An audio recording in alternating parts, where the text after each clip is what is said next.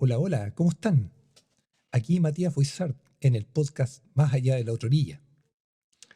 Y a pesar de que los tengo abandonados desde hace bastantes días, y a pesar de que mi perro y el perro del vecino y todos los perros que han decidido ladrar en este momento no me están colaborando con la grabación de este episodio, ya y como siempre les digo, esto es para que se den cuenta que estamos en vivo, todos estos errores y todos estos deslices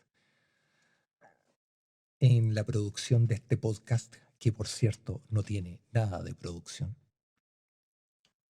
son para demostrar que esto es improvisado, esto no sigue ninguna pauta, excepto las ideas sueltas que puede que me acuerde en el momento que estoy grabando.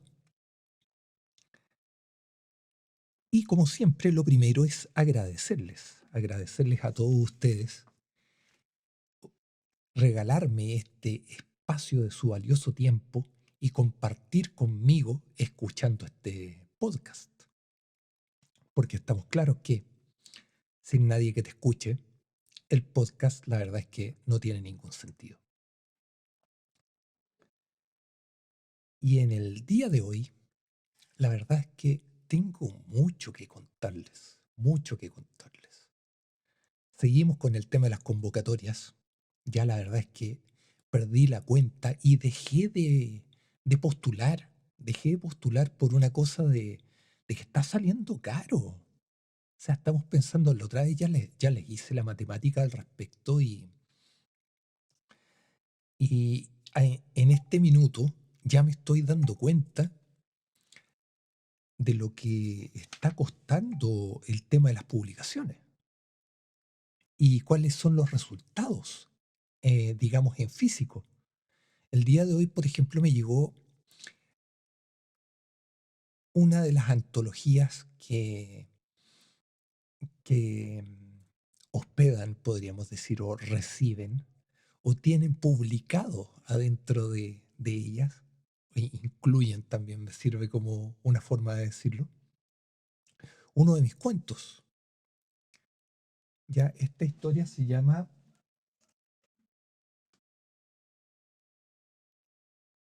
Cuentos de amores oscuros y luminosos, y es de la editorial Factor Literario. Y la verdad es que me pasó lo siguiente con este libro. El día antes de ayer recibí el libro de mi editora, Liz Gabriel.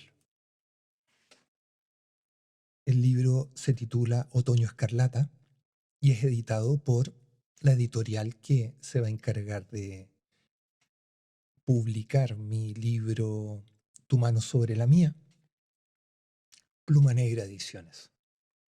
Ya, eso sí, como mi libro es una novelette, es decir, una novela corta, y quizá muy corta, la verdad, entra bajo el sello Umbral. La cosa es que teniendo en las manos el libro de Liz, es una producción que es derechamente a otro nivel. Estamos pensando que desde el diseño de las portadas, la atención al detalle, detalles mínimos, por ejemplo, que los capítulos empiezan en la hoja que está inmediatamente a la derecha. Tenemos una decoración muy particular en cada una de las páginas. Tenemos una guarda que es preciosa. El papel es de un gramaje increíble, o sea, no es un papel de, de una, de una novela de baja calidad. Entonces, el nivel de producción de las publicaciones de Pluma Negra Ediciones en realidad está a muy alto nivel, a muy alto nivel. Y acá es donde yo digo, ok, Factor Literario tiene bastante más tiempo en el mercado, bastantes malos comentarios por lo que pude estar leyendo.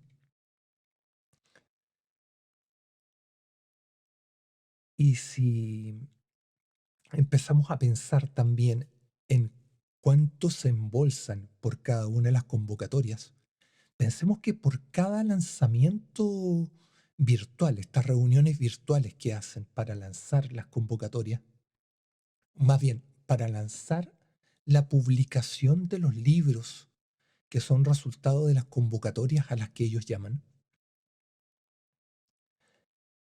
estamos hablando del orden de 6 libros por cada una de estas reuniones. Es decir, por lo bajo 6 libros mensuales. Y yo ya hice la matemática y esto finalmente se termina traduciendo en entre 1.000 y 1.200 dólares por cada libro, digamos, que entran al proceso de producción y edición. Pero pensemos que en este caso, Factor Literario ni siquiera se está encargando de la distribución en físico en los países donde es- tiene presencia.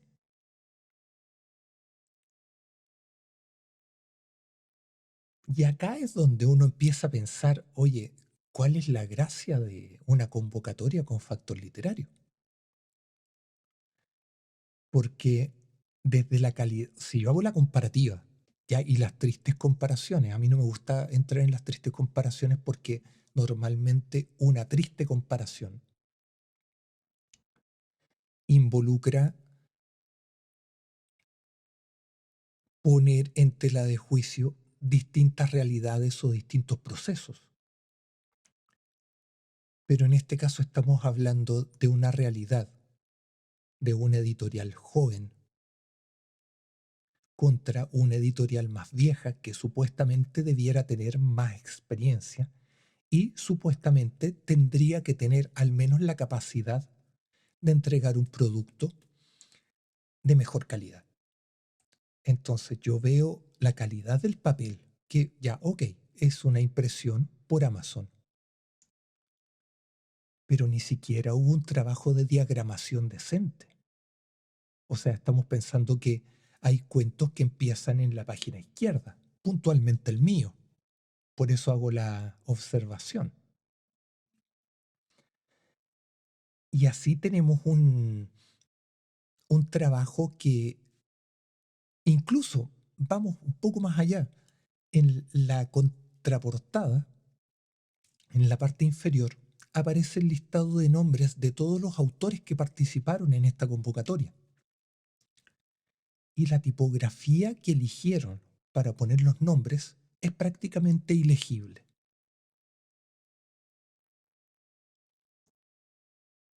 Entonces, hay elementos que te hacen pensar que efectivamente los tipos funcionan en un modo de coedición, pero están haciendo esto al mínimo costo posible. Y eso no habla bien de la editorial. Así que, chicos y chicas, en este momento yo ya no tengo nada que perder con Factor Literario, porque mis cuentos, o digamos, los cuentos que yo tenía,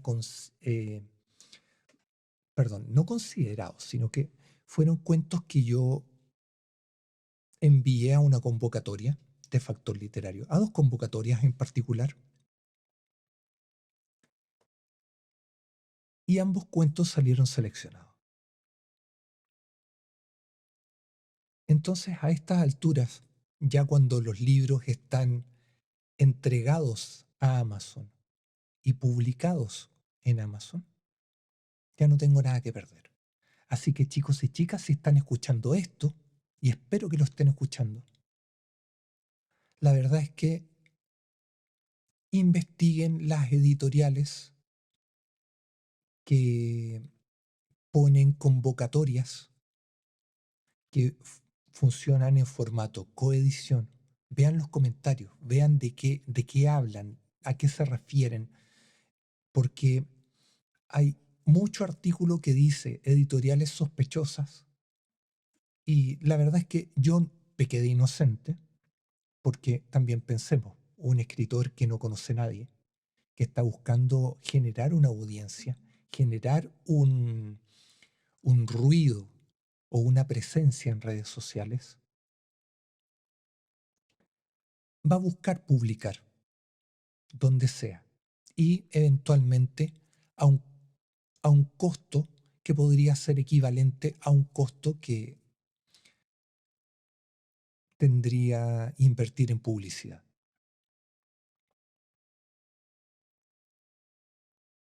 Es una decisión obviamente muy personal, pero como les digo, el trabajo de factor literario en términos de la publicación en físico es deficiente, así de simple. Ni yo, ni yo cuando hice mi, mi poemario cero, que es un booklet, literalmente, es un cuadernillo con poemas, o cuando hice mi versión cero de Tu mano sobre la mía, ni yo cometo el error de no dedicarle tiempo a la diagramación de lo que va finalmente a ser una publicación en físico. Y no estoy hablando de que las ediciones que yo trabajé vayan a tener una publicación en físico, sino más bien me refiero a que el trabajo que significa imprimir un libro para que puedas sentir esta, esta presencia física de tu creación y la puedas rayar y puedas revisarla y la puedas leer y la puedas hojear.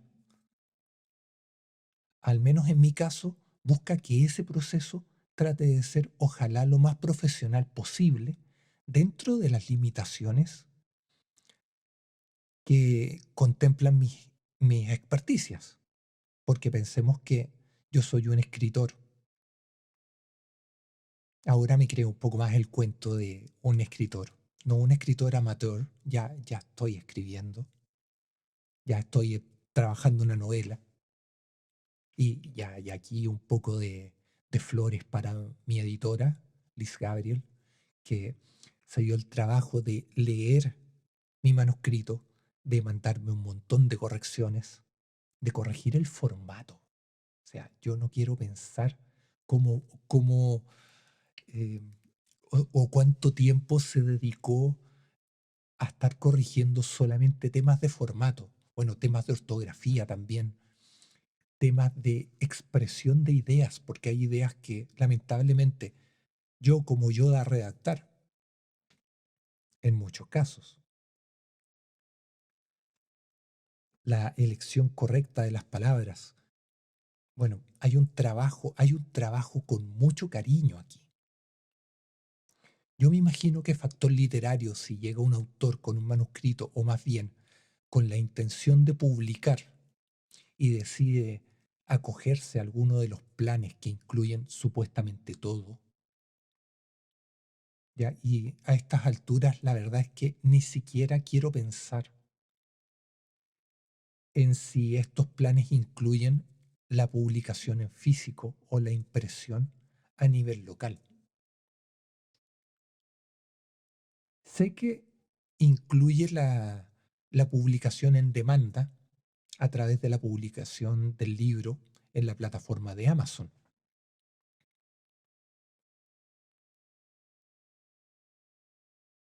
pero por lo que uno está pagando, la verdad es que imprimirte por lo menos 10 copias no es un costo mayor. O sea, pensemos que hay servicio de impresión de PDF por 8 lucas. Estamos hablando menos de $10, local, ya probablemente con envío incluido. Un libro de factor literario, a pesar de que ellos dicen, oye, yo te vendo mi libro a un precio irrisorio porque no gano, no tengo regalías por efecto de la publicación de este libro. Claro, efectivamente te puede salir $4, $7, pero el envío te sigue saliendo 20 a Chile, por lo menos. Entonces, eso no tiene ningún sentido, ninguno, cero, cero. O sea, por lo menos ya estás ubicado en Chile, tus oficinas están en Chile. Date la lata de ofrecer un plan que te incluya por lo menos 10 impresiones. Ya perdonando la expresión, pero no sean cagones. Ya, esos han sido mis descargos contra Factor Literario. Y bueno, y acá eh, seguimos con el tema de las convocatorias. Yo les había comentado que no estoy enviando más postulaciones a convocatorias. Ya, y hace poco me adjudiqué otra medalla más, que no esperaba adjudicarme, la verdad, que fue la medalla de poesía en el tema dolor. Y sí, tengo poesía que duele. Ya, bueno, las cosas como son. O sea, si vamos con la temática de poesía dolor, lo mínimo que uno espera es que al leer el poema te duela algo. Ya, por último, te duelan los oídos o te duelan los ojos si lo estás leyendo.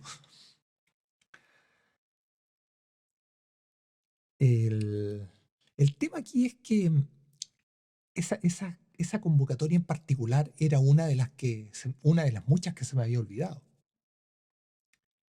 Y a decir verdad, no me acuerdo si les comenté también otro par. Bueno, sí, sí, este sí recuerdo habérselos comentado, el de Poesía Libre, que fue un poema viejo, la verdad. Y había otro más que salió hace poco, pero la verdad es que ya a estas alturas no, ni siquiera quiero ver en qué convocatoria he salido seleccionado. Ya, o sea, eso va a ser otro tema importante al momento en que los libros salgan publicados físicamente y que obviamente yo decía comprarlos porque me interesa tener por lo menos el libro en el que salgo publicado.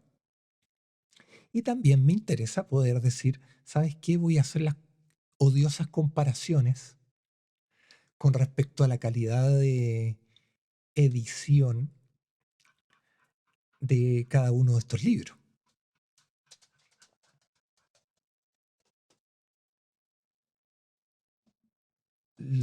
Bueno, lo otro que he estado pasando, bueno, y ahí tengo dos convocatorias más que están, entre comillas, a la espera, ¿ya? Y arrogancia aparte.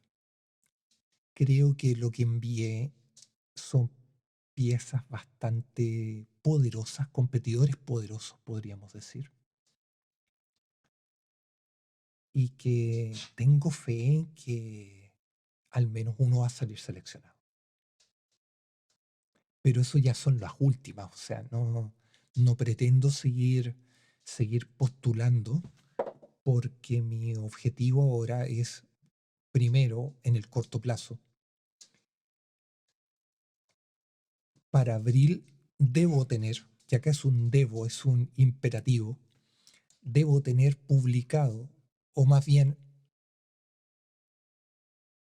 sí, bien digo, y no es un debo yo, sino que debe estar publicado mi libro Tu mano sobre la mía, que está en proceso de revisión, que yo esperaría que, bueno, si la creatividad y la máquina me acompañan, esto tendría que estar listo, ojalá pronto. O sea, no pretendo tampoco excederme en los plazos porque la idea es que el libro sea lanzado en abril.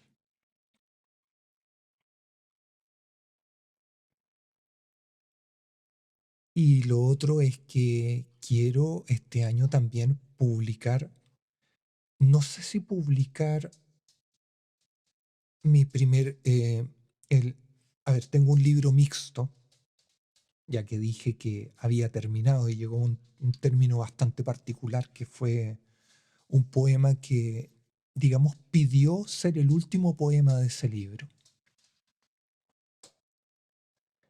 El problema es que es un libro con demasiados poemas, tiene algunos cuentos, tiene microescritos, tiene un montón de material que de alguna manera yo debiera filtrar y ordenar para que efectivamente sea material publicable.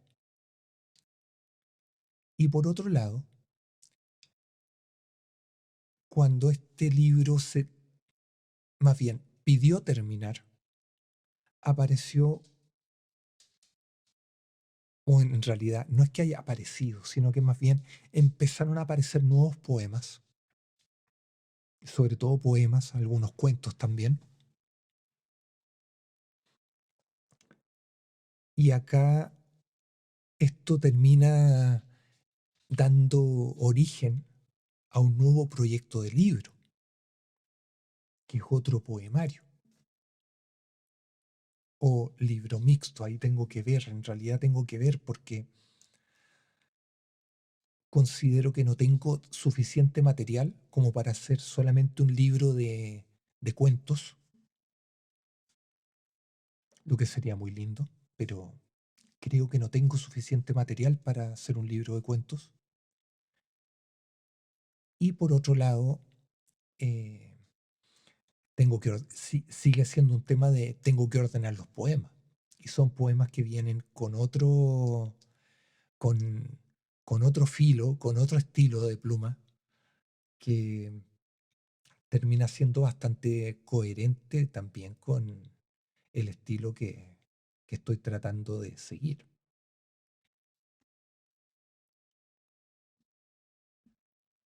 Y eso por el lado de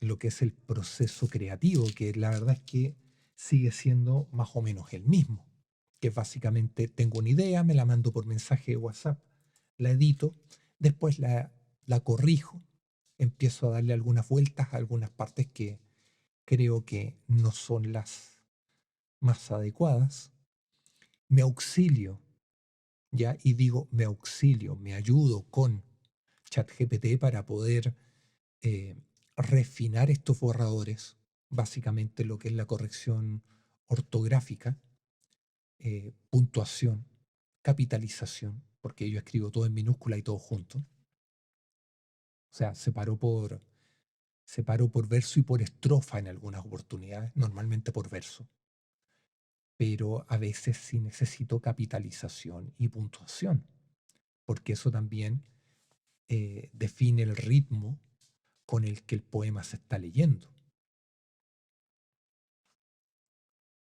Y es un proceso creativo que es exclusivamente mío, es decir, yo no permito que la inteligencia artificial, y yo tengo demasiados reparos con denominar la inteligencia, pero a veces llega a asustar esto.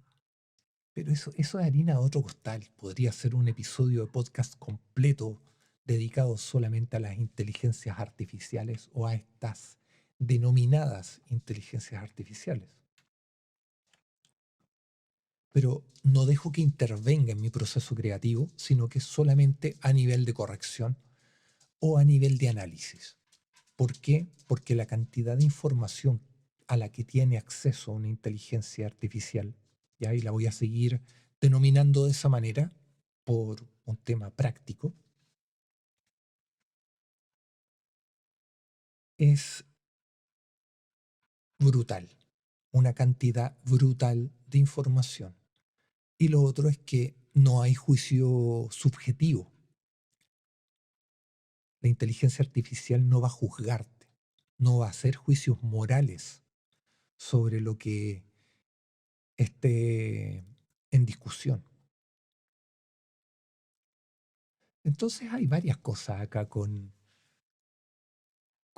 este proceso creativo y sobre todo si uno se ayuda con la inteligencia artificial, que debo repetir, es una herramienta.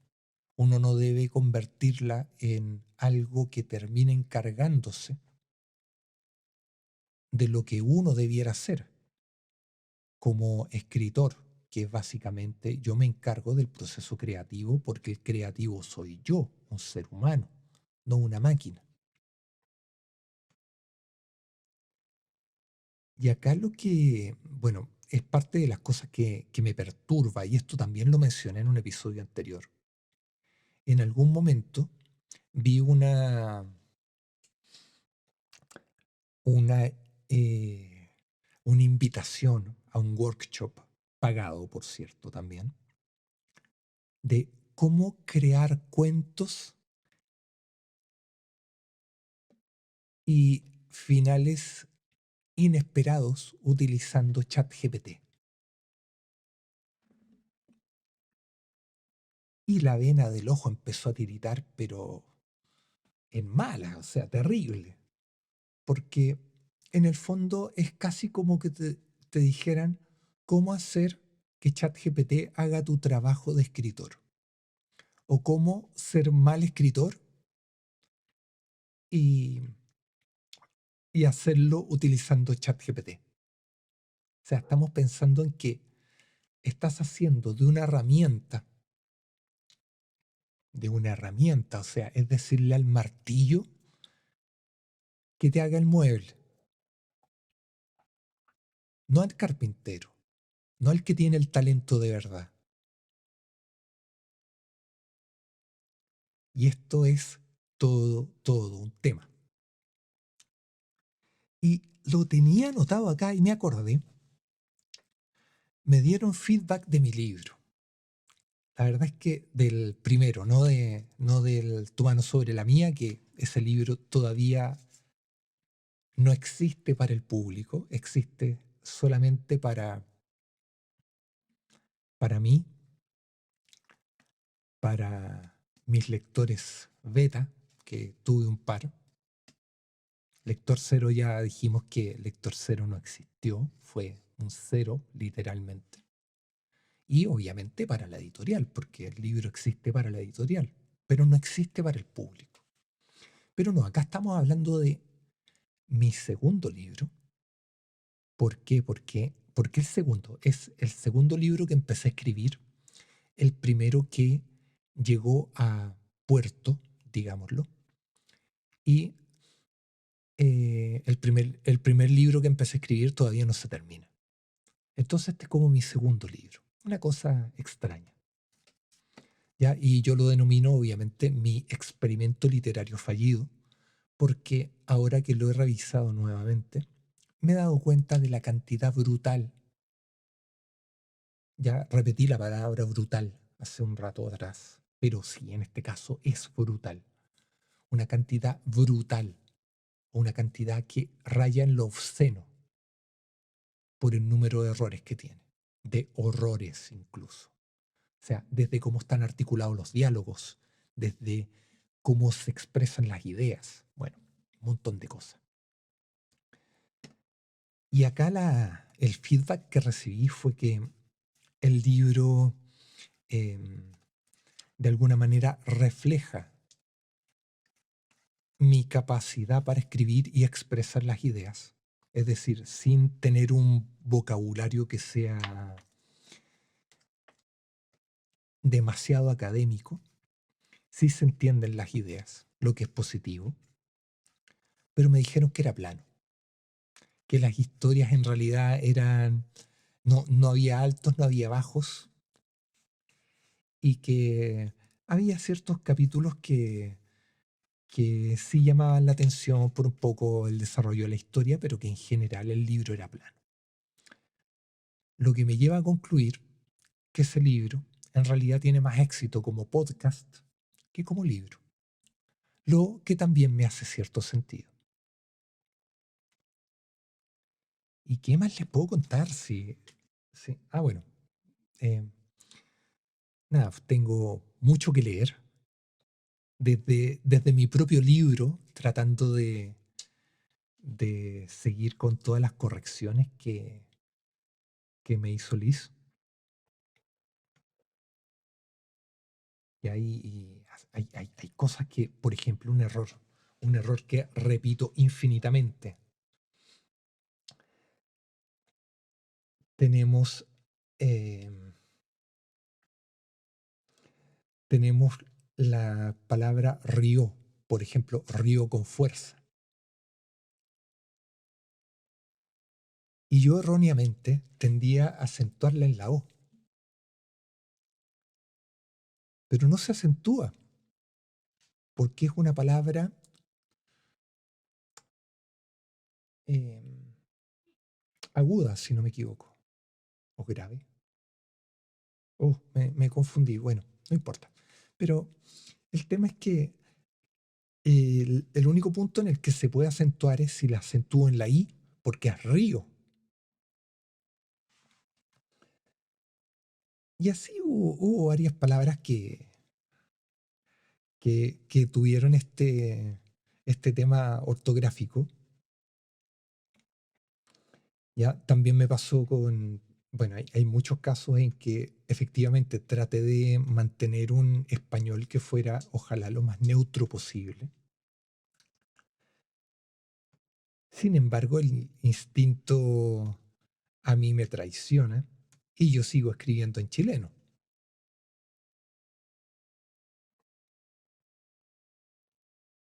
Y efectivamente es terrible que el instinto, o más bien que la tierra te llame incluso para escribir.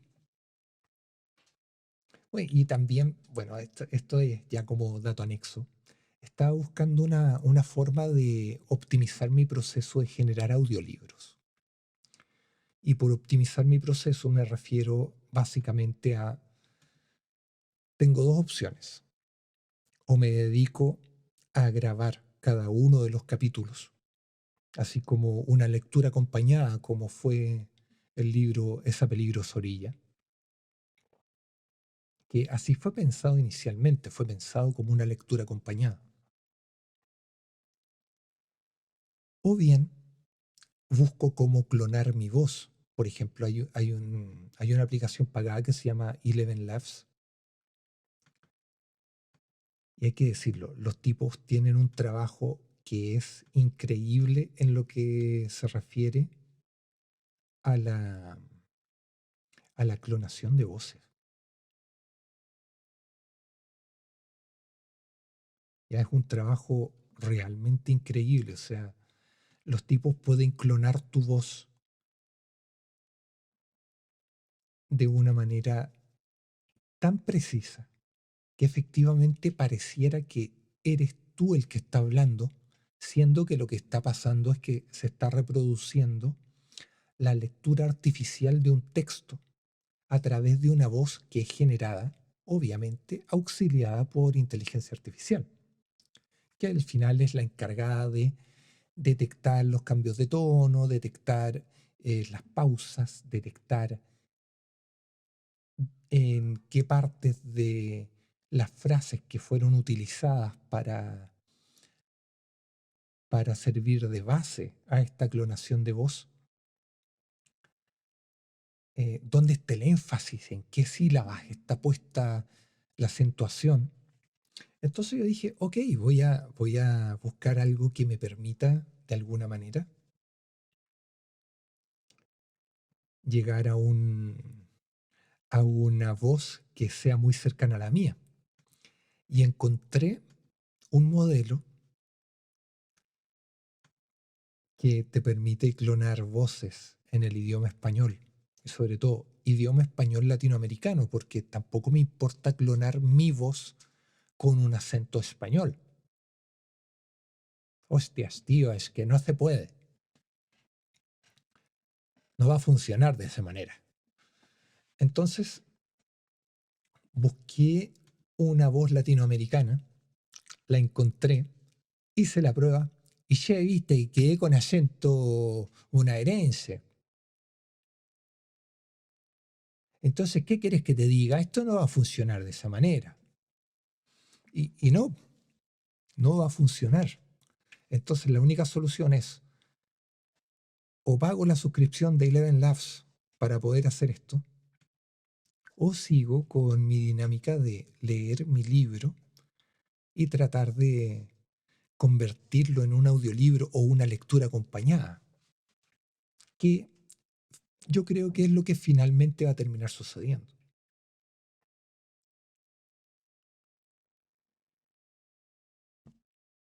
¿Y cuántas páginas me quedan? Porque, maravilloso, me quedan 1703 cambios que aceptar o rechazar dentro de mi corrección, que lo estoy haciendo mientras les estoy grabando, porque también uno tiene que tratar de ser multitasking en la medida que se puede.